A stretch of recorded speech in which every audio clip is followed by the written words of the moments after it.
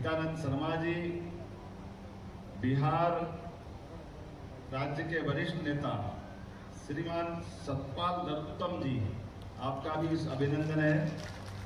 ताली बजाओ तो सबके लिए बजाओ, छाट छाट के मत बजाओ यार। हमारे लिए सारा मंच इसी सम्मान का हकदार है। मुझे मालूम है कि बिहार की ताली पता नहीं कहां तक ले जाती है। परमात्मा की दया है ये विशेष धरती। मंच पर ही विराजमान हमारे संगठन की वरिष्ठ नेता, पूर्व महापौर, सरकार की मंत्री श्रीमती कृष्णा गौर जी, इस अवसर पर पूर्व प्रोटेम स्पीकर वरिष्ठ विधायक श्रीमान रामेश्वर शर्मा जी, हमारे संगठन के महामंत्री, नाम ही भगवान है, आप क्या भगवान की धरती से संपर्क आता है, भगवान नाथ सतनाने जी, मंच पर मौजूद महापौर श्रीमती मालती राय जी, हमारे प्रदेश मंत्री मंच पर मौजूद, मुझे तो आज मालूम पड़ा रविंद्र जी क्या ठोक के भाषण दे रहे थे आप, मजा आ गया हमारे जिला के। ऐसे भर भर के बोल रहे थे, मैंने तो 2 बार विश्वास नहीं हुआ कि क्या हुआ है। मजा आ गया झूम झूम के अच्छे से भाषण देने में। मंच पर मौजूद वरिष्ठ समाज सेवी श्री अंजनी सिंह जी, वरिष्ठ समाज सेवी गंगा सागर जी यादव साहब, माननीय हरेन जी, माननीय विजय दुबे जी भी हैं हमारे वरिष्ठ नेता, मंत्री, और जाने अनजाने जो नाम छूट गए सबकी क्षमा चाहते हैं। जोरदार अभिनंदन। एक बार हमारा बिहार की बात अगर निकलती है तो यह बात सही कि 1912 में बिहार राज्य का नामकरण हुआ और बिहार राज्य स्वतंत्र अपने आप में अस्तित्व में आया। लेकिन ये 20वीं शताब्दी के पीछे जाओ तो हम आज के दौर में भी देखें, वैसे हमारे इस देश के अंदर के जितने भी राज्य हैं, किसी राज्य का नाम भगवान कृष्ण पे नहीं। एकमात्र राज्य बोलो वृंदावन बिहारी लाल की। बताओ भगवान के नाम पे आपका राज्य, इससे अच्छा कौन सा मौका मिलेगा। परमात्मा के नाम पर हमारी सनातन संस्कृति की धारा जहां से बहती है वो बिहार की धरती है। हमें इस बात का गर्व है, इस बात का आनंद है।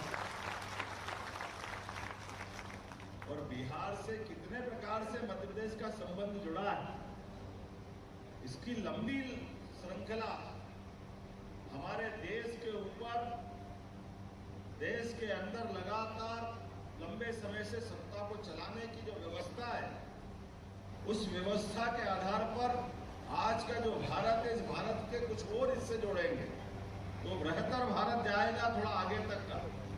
और ऐसे में जब जाओगे तो अरब से लगाकर के अफगानिस्तान के आगे तक का सांस्कृतिक भारत का वो नक्शा और भारत की सत्ता ताकत के साथ सब व्यवस्थाओं पे पकड़ बना के चले। तो वर्षों से एक व्यवस्था बनी हुई थी।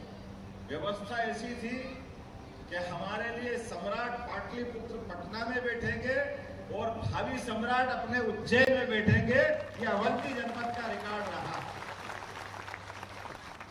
ये व्यवस्था हमारे 16 जनपदों में से सर्वाधिक महत्व का जनपद पाटलिपुत्र के बाद ये हमारे वर्तमान के उत्तर और मध्य पूरे देश के लिए, ये सारे सत्ता के सूत्र संचालन करने के लिए मध्य प्रदेश में अवंती जनपद के माध्यम से होता है।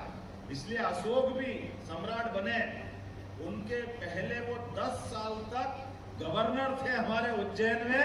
ये गवर्नर मतलब राज्यपाल के नाते थे, जो राजकुमार, भावी राजकुमार। और ये विदिशा जहां से उनकी पत्नी से उनका विवाह हुआ, फिर उनके संघमित्र और महेंद्रा जो उनके अपने बेटे बेटी जो श्रीलंका में प्रचार करने के लिए गए बौद्ध धर्म का, कई इतिहास, कई प्रकार की व्यवस्थाओं से जुड़ा है। सम्राट विक्रमादित्य ने जब विजय पताका फहराना चालू मुझे इस बात का भी आनंद है, शिक्षा के मामले में हमारा प्रदेश और बिहार, पहले सांदीपनि आश्रम का रिकॉर्ड सबको मालूम है। 5000 साल पहले भगवान कृष्ण की शिक्षा दीक्षा अगर कहीं तो अवंतिका उज्जैन में हुई, और शिक्षा की महत्ता बिहार ने अपनाई, तो सांदीपनि गुरु के आश्रम के समान उससे भी अच्छे बोध गया तो बाद में गिनेंगे, लेकिन तक्षशिला, नालंदा, विक्रमजीत शिला, ये अपने यहाँ जो हम कहते हैं सर्वे भवन्तु सुखिना, सर्वे सन्तु निरामया, ये बोलने के लिए नहीं है, ये करके दिखाने के लिए। हमारे शासन के सत्ता सूत्र सभी प्रकार की सुव्यवस्था स्थापित करते हुए सभी प्रकार के जीवन में सबको ये उदार भाव ला करके, जैसे भगवान कृष्ण ने 64 कला, 14 विद्या, 18 पुराण, 4 वेद, सब उपनिषद जो ग्रहण किए थे, सत्ता के सूत्र के आधार पर वो सारी व्यवस्थाओं के लिए दुनिया के राजकुमार जहां राजनीतिक शिक्षा ग्रहण करने आते थे, ऐसे वो विश्वविद्यालय रहे, तक्षशिला, नालंदा, विक्रमजीत शिला, कहां से आते थे लोग दुनिया के अंदर। अगर आने के बाद शिक्षा ग्रहण करने के लिए तरसते थे तो वो बिहार के लिए तरसते थे, भारत के लिए तरसते थे। हमें इस बात की प्रसन्नता है कि परमात्मा की दया से संबंध तो इतने सारे बता सकता हूं कि मूल विषय से थोड़ा गड़बड़ हो जाएगा, लेकिन अभी जब मैं बात करूंगा तो ये भी नहीं भूलूंगा कि हमारे बीच 1000 साल पहला विक्रमादित्य 2000 साल पहले वाले हैं, भगवान कृष्ण 5000 साल पहले वाले हैं, लेकिन 2200 साल पहले सम्राट अशोक का संबंध मैंने बताया, लेकिन एक ताजा संबंध भी है। ताजा संबंध कैसा है? ये अपने भोपाल काल में राजा भोज है, और हमको मालूम विधर्मियों ने जब आक्रमण किया तो यहाँ के परमार वंश के शासक और यहाँ के नागरिक देश के अंदर धर्म बचाने के लिए अपना सब कुछ छोड़ करके बिहार की शरण में गए। ये हमारा वो अतीत का गौरवशाली पक्ष है। इसलिए कहा जाता है कि वो गए तो भोजपुरी की भाषा, ये जो भोजपुरी है ये राजा भोज से जुड़ती है, ये भी एक गौरवशाली पक्ष।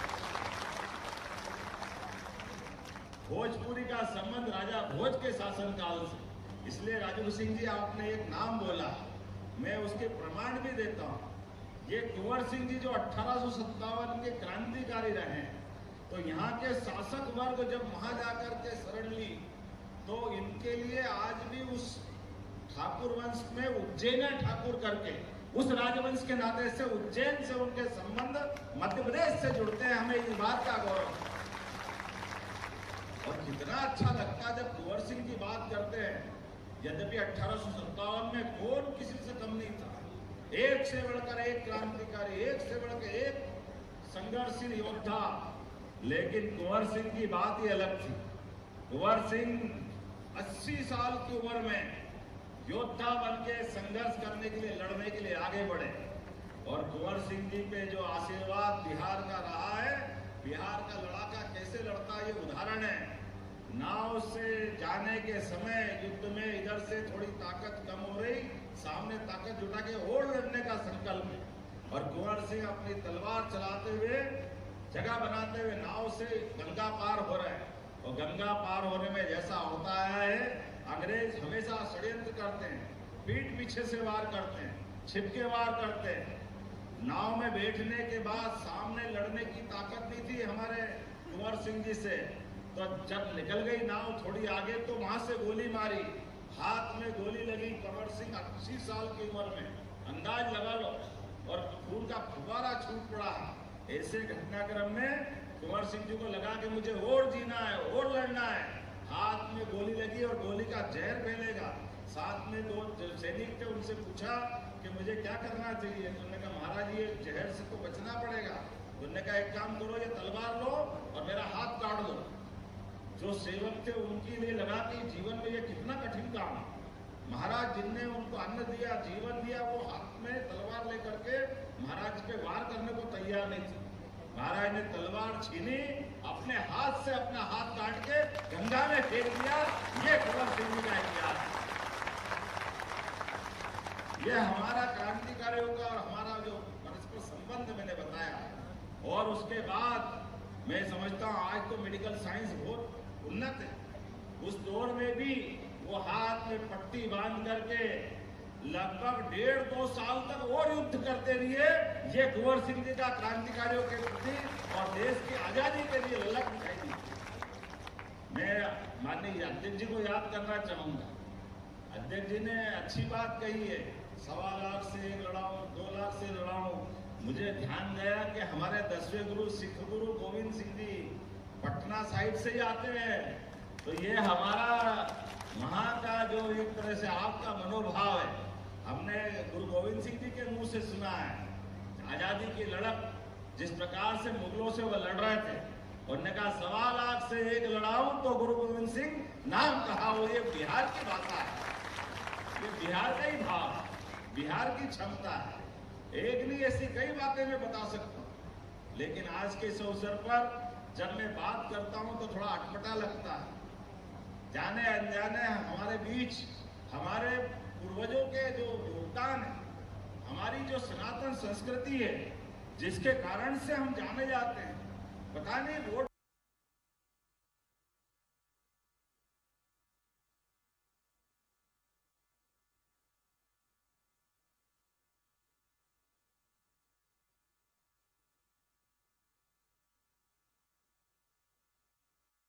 यादव शामिल हुए बीजेपी कार्यालय में कार्यक्रम का आयोजन किया गया था। बता दें आपको कि बिहार दिवस कार्यक्रम जो है जितने भी बीजेपी शासित राज्य हैं उन सभी राज्यों में मनाया जा रहा है। इसी को लेकर कार्यक्रम का आयोजन किया गया बीजेपी कार्यालय में और वहां पर डॉक्टर मोहन यादव मौजूद रहे, तमाम चीजें बता रहे थे किस तरह से बिहार जो है प्रगति कर रहा है। बिहार वासी जो है किसी भी जगह पर अगर रहते हैं तो कैसे अपनी मिट्टी से जुड़े रहते हैं, कैसे आगे बढ़ते हैं और कितने मेहनती लोग होते हैं। साथ ही साथ उन्होंने अपने सरकार के बारे में भी बताया, क्या कुछ उनका लक्ष्य है, कैसे काम करना है। बिहार दिवस मनाया जा रहा है और इसी मौके पर बीजेपी कार्यालय में एक आयोजन किया गया कार्यक्रम का और इसी दौरान मुख्यमंत्री मौजूद रहे। डॉक्टर मोहन यादव मौजूद रहते हैं बीजेपी कार्यालय में कार्यक्रम का आयोजन। बता दें आपको कि बिहार दिवस बीजेपी शासित तमाम राज्यों में मनाया गया है और अब भोपाल से लाइव तस्वीरें हम आपको दिखा रहे थे।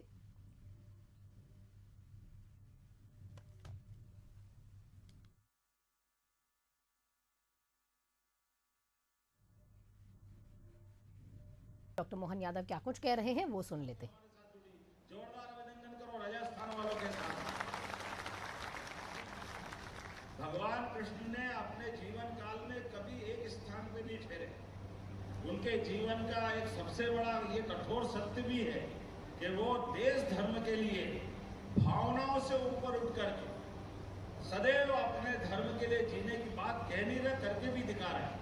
इसलिए जब जब भी इसी देश के अंदर कई प्रश्न उठे, उन प्रश्नों के उत्तर देने के लिए जो बात से समझे बात, जो बात से नहीं समझे उसको युद्ध में मात देने का काम किसी ने किया है तो भगवान कृष्ण ने किया है। जब तक वो रहे उत्तर दक्षिण पूर्व पश्चिम चारों तरफ से उनने अपने लगातार अभियान चलाए। तो मैं आपसे निवेदन करना चाहूंगा, मुझे मालूम है भगवान कृष्ण के पुत्र शाम्बुल ने भी एक मंदिर, सूर्य मंदिर बनाया था बिहार के अंदर, पुरवात के अंदर। तो उस मंदिर को भी आप तीर्थ के रूप में बनाएंगे। और साथ साथ ये हमने कहा है कि रुक्मणी हरण की घटना असम से जुड़ती है। रुक्मणी जी मूलतः असम के ऊपर के हिस्से में आती थी, लेकिन भगवान कृष्ण तो उस समय द्वारका में थे। लेकिन उस प्रसंग से जुड़ता है पूर्वांचल से हमारा संबंध। एक और संबंध आता नरकासुर को मारने के लिए भगवान कृष्ण द्वारका से बिहार होते हुए असम पे गए थे। घटना हम सबको मालूम है, केवल जानकारी के लिए बताता हूँ। जाने अनजाने भगवान का वो जो पुरुषार्थ पराक्रम है हमसे अपराध हो जाता है कि भगवान ने, नरकासुर ने संकल्प किया कि मैं इस देश की राजकन्या 21,000 इकट्ठी करूंगा और 21,000 से विवाह करूंगा। ये संकल्प किसने किया? नरकासुर ने। और ये जब तक पांडव कौरव का युद्ध भी हो गया, लेकिन ऐसे में भगवान कृष्ण के कान पे ये बात आई कि एक आदमी ने कहा कि मैं अपने बल के ऊपर एक एक राजकन्या इकट्ठी करूं और 21,000 इकट्ठी करने के चक्कर में 18,000 तो इकट्ठी कर ली थी, 16,000 इकट्ठी कर ली थी उनने। भगवान कृष्ण का कोई व्यक्ति ऐसा नहीं कर सकता, ये गलत बात है। इतने से कौन विवाह कर सकता है कि अन्याय है? भले ही वो ताकतवर है, उसका तरीका भी था, जो मन से माने तो मन से लिया था, जो मन से नहीं माने तो युद्ध करके छीन के लाता था। भगवान कृष्ण ने द्वारका से जाकर के असम के ऊपर नरकासुर से वध करके नरकासुर का 16,000 राजकन्या को फ्री कराने का काम किया था, आजाद करने का काम किया।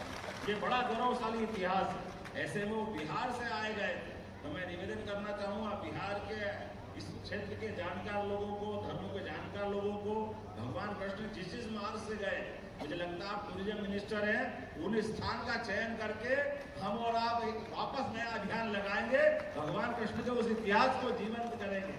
मैं उम्मीद करता हूं कि इसके माध्यम से, भगवान कृष्ण की लीलाओं के माध्यम से जो पुरुषार्थ पराक्रम हुआ था, अन्याय कभी भी हो, कहीं भी हो, उसका विरोध करना चाहिए। इस नाते से वो बड़े महत्व के स्थान बनेंगे। हमारी सरकार ने, राजस्थान सरकार ने कमेटियां बना ली है, वो कमेटियों की बैठक भी हो रही है। हम काम कर रहे हैं, उम्मीद कर रहे हैं कि इसके माध्यम से आप भी जुड़ेंगे। लेकिन अब मैं 2 बातें और करना चाहूँगा। जब मैं बिहार के लोगों के बीच बात कर रहा हूँ, तो मध्य प्रदेश के अंदर हमने अच्छे गांवों का नाम वृंदावन गांव करने की घोषणा की है, जो सब प्रकार के समर्थ हो, गांव के अंदर सुशासन हो, आपस का भाईचारा हो, एक दूसरे को लेके चलने की भावना हो, शासन के सूत्रों की योजनाओं का ठीक से क्रियान्वयन हो। और एक और बात, जिसके घर गाय का कुल, वो घर घर गोकुल पे भी हम काम कर रहे हैं। जिसके घर गाय वो गोपाल, जो गाय पाले वो गोपाल। तो हम तो अपने जिस आदर्श की बात करते हैं, आपके यहाँ जो राजवंश में है, एक बार नहीं, 2 बार नहीं, उनके तो 3-3 पीढ़ियों ने सरकार चला ली। वो खुद बन गए, उनकी पत्नी को बना दिया, बेटे को बना दिया, कोई उप मुख्यमंत्री बन गया, कोई मुख्यमंत्री बन गया। जरा उनसे भी पूछ लेना कि भाजपा ने एक अपने यदुवंशी को बनाया, वो ये कर रहा और ये क्या कर रहे हैं, इनसे भी पूछ लेना। इनके आपने रिकॉर्ड उनसे मांग लेना।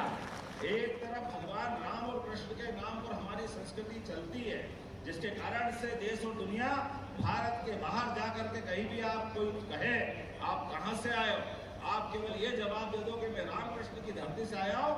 अपने आप कोई भी विदेशी हो, वो मान लेगा कि हाँ भारत से आए हो। लेकिन दुर्भाग्य से वोट के लालच में कांग्रेस और उनके जैसे बहुत सारे लोग जो हमारे विपक्षी कहलाते हैं, इनने सदैव भगवान राम और कृष्ण का मार्ग रोकने का प्रयास किया। हमको मालूम है अयोध्या के मामले में राम जी का रथ किसने रोका था, लाल कृष्ण आडवाणी जी का। वो पाप सबके माथे है, आपके सामने, उसको उल्लेख करने की जरूरत है। जो राम का नहीं हुआ वो किसी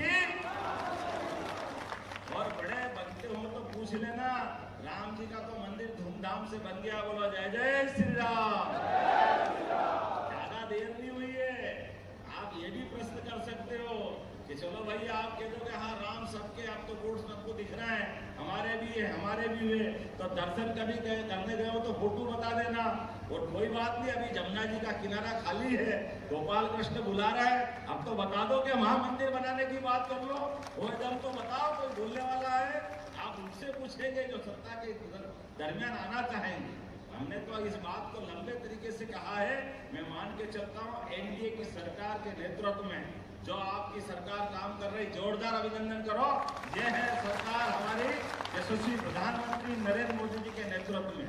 दिल्ली ने बिहार सरकार को मदद करते करते जितना मैंने गौरव गाथा का गान किया है, वो तक्षशिला, नालंदा, उन विश्वविद्यालयों को पुनर्जीवित करने का काम अगर किसी ने किया है तो यशस्वी प्रधानमंत्री नरेंद्र मोदी जी ने किया। हमें इस बात का गर्व है। लगातार हाईवे, कितने हाईवे बनाए, कोई गिनती कर सकते हैं क्या? लेकिन सारे हाईवे और कोई ट्रिपल आईटी, आईआईटी, आईआईएम, सारे जितने भी प्रकार के संसाधनों के साथ बिहार को आगे जितना बढ़ा सकते हैं, माननीय मोदी जी के नेतृत्व में वो सब कुछ आशीर्वाद बिहार को मिल रहा है। तो बिहार करवट बदल रहा है, और बिहार की बदलती करवट केवल बिहार के लिए नहीं है, बिहार ये पूरे देश के लिए जरूरी है कि हमारी एनडीए की सरकार फिर बने, उस दिशा में हम आगे बढ़े। हमारा आपका ये जो वर्तमान का समय है, जब एक के बाद एक हमारी विजय पताका फहराती जा रही है, तो आज का समय आपके लिए इस नाते से भी बहुत महत्व का है। सही कहा था हमारे संचालन करने वाले ने कि आपको आपके माता पिता के माध्यम से, जब आप कहीं अपना जन्म तो बिहार में हुआ, लेकिन लालन पालन हमारे यहाँ हुआ है, तो तो लालन पालन होने में हमको मालूम है यशोदा का नंदलाला सीधा नहीं था और यशोदा का नंदलाला सर्व काम में समर्थ था, वो सारी चीजों को लेके चलने वाला था। तो अन्याय के इस युद्ध में आप भी सब साथ दोगे, ऐसे सारे गोपाल कृष्ण बैठे। बोलो गोपाल कृष्ण भगवान की। आज के इस अवसर पर मेरी अपनी ओर से आप सबको पुनः बधाई और निश्चित रूप से राजकुमार जी मैं तो बोलूंगा नहीं, अभी खत्म थोड़ी करेंगे।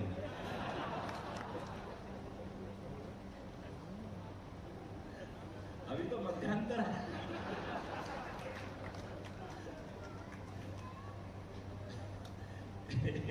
एक बड़ी अच्छी पिक्चर थी, उसका किस्सा सुना देता हूँ। अमिताभ बच्चन किसी फिल्म में कहीं गवाही दे रहे थे और गवाही देते देते वो पिक्चर में ईमान धर्म, मैंने तो पिक्चर का स्टार्ट याद दिलाता हूँ। तो पिक्चर में वो झूठी गवाही देने खड़े हो गए। अब झूठी गवाही देने गए और झूठी गवाही में जज साहब के सामने वो अपने बयान कर रहे हैं, ये गंगाराम ऐसा था वैसा था, ये था वो था। ये वकील साहब सामने वालों को समझ पड़ गई कि ये बत्ती दे रहे हैं, इनको देखा नहीं गंगाराम। तो उनने एक छूटते ही नया प्रश्न खड़ा कर दिया कि ये बताओ कि वो गंगाराम कितना बड़ा था। कितना बड़ा था, इनने देखा हो तो बता, इनने तो देखा ही नहीं, ये तो रोजे गले पड़ गए। उनने कहा क्या करें, उनने घूमते घामते ऐसे जैसा होता है ऐसा हाथ घूम करके ऐसे करके ने एकदम हाथ टिकाया ऐसा। तो वो वकील साहब उछल पड़े, देखो साहब मैंने कहा था ना कि इनने देखा नहीं, ये झूठ बोल रहे हैं। बोले क्यों? बोले ये गंगाराम को इतना बड़ा बता रहे हैं, वो तो मुर्गा है, इतना बड़ा हो ही नहीं सकता, कैसा झूठ बोल रहे हैं। अमिताभ बच्चन की पिक्चर का ये सबसे बढ़िया सीन है। अमिताभ ने कहा यही तो बात है वकील साहब, जल्दी बोल रहा, मेरा नीचे वाला हाथ तो आना बाकी रह गया।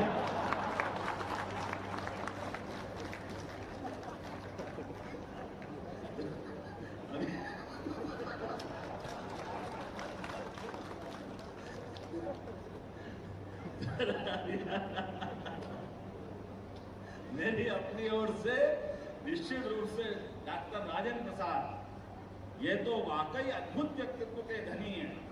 राजेंद्र प्रसाद जी का तो इस आजादी के बाद जितना गुणगान किया जाए उतना कम है। हम उनको नहीं भूलेंगे राष्ट्रपति के रूप में, हम उनको नहीं भूलेंगे उस काम के लिए जब हमारा ज्योतिर्लिंग सोमनाथ का मंदिर आजादी के बाद पहली बार धूमधाम से सरदार वल्लभ भाई पटेल ने संकल्प लिया कि आप जब देश गुलाम था, आक्रांताओं ने मंदिर ध्वस्त कर दिए तो नष्ट भ्रष्ट हो गए। जब कमजोर थे हो गया कोई बात नहीं, लेकिन जब आजादी मिल गई तो आजादी केवल कागज का टुकड़ा नहीं, आजादी हमको अपने को गौरव और गर्व सिखाती है।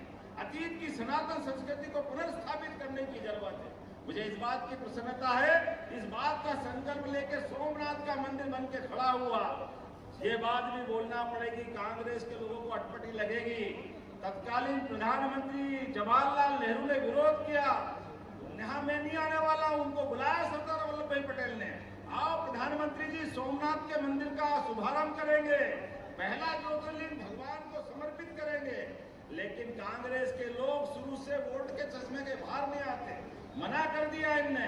लेकिन हमें गर्व है, डॉक्टर राजेंद्र प्रसाद ने कहा चाहे जो हो जाए मैं वहां आऊंगा, और वो वहां आकर के उन्हें उद्घाटन किया है।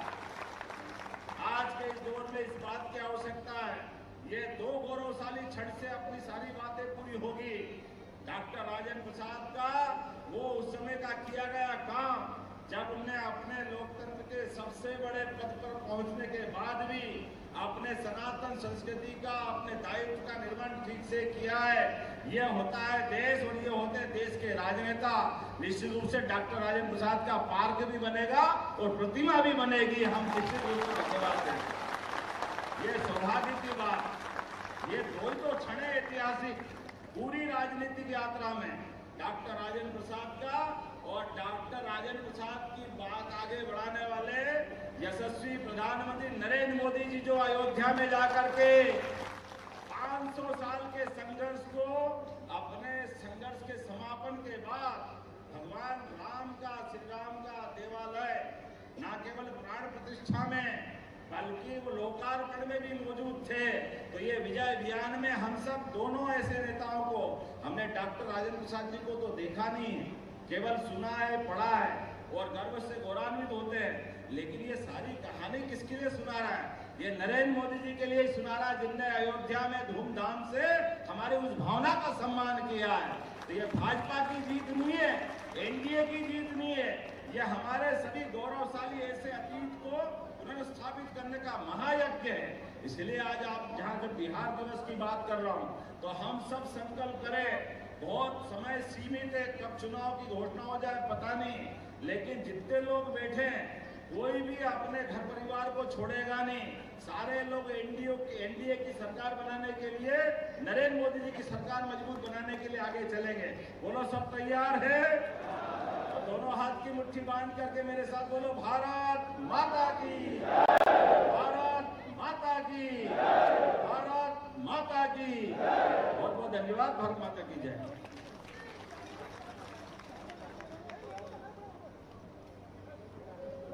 बहुत बहुत धन्यवाद माननीय मुख्यमंत्री जी। जो कभी संघर्ष से परिचित नहीं होता, इतिहास गवाह है कि वो कभी चर्चित नहीं होता। मध्य प्रदेश के जननायक, लोकप्रिय जननेता, जिन पर आदिदेव बाबा महाकाल का आशीर्वाद है, ऐसे यशस्वी मुख्यमंत्री माननीय डॉक्टर मोहन यादव जी भाई साहब को अभी हम लोगों ने सुना। मैं निवेदन करना चाहूंगा श्री हरि मोहन मोदी जी भाई साहब को, भाई साहब मंच पे आएंगे और उनकी एक किताब का लोकार्पण अभी बोले जा रहा है। माननीय यशस्वी मुख्यमंत्री हम सबके बीच में उपस्थित है, आप सबकी जोरदार तालियां बजती रहे। अभी कोई उठेगी नहीं, अभी कार्यक्रम चल रहा है, सभी अपने स्थान पर बैठे रहे।